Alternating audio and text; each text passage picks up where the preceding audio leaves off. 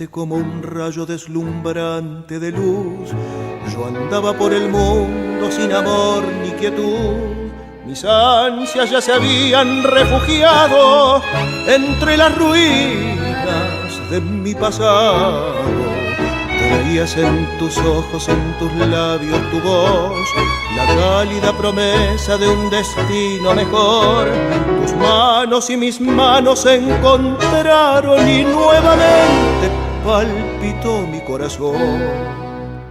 Tú, con la magia de tu amor y tu bondad, tú me enseñaste a sonreír y a perdonar.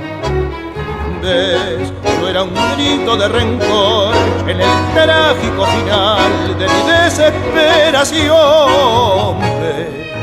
Todo aquello se esfumó como brumas en el mar al llegar la luz del sol. Tú, milagrosa musiquita de cristal, tú me enseñaste a sonreír y a perdonar.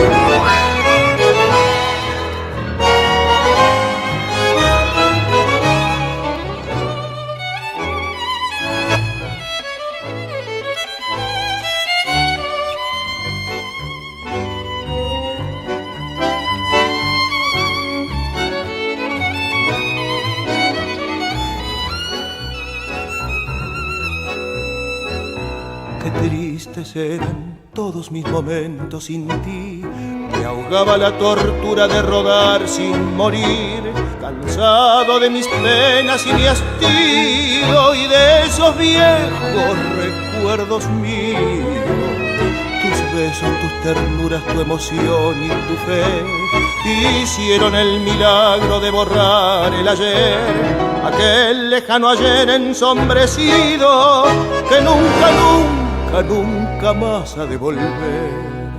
Tú, con la magia de tu amor y tu bondad, tú me enseñaste a sonreír y a perdonar.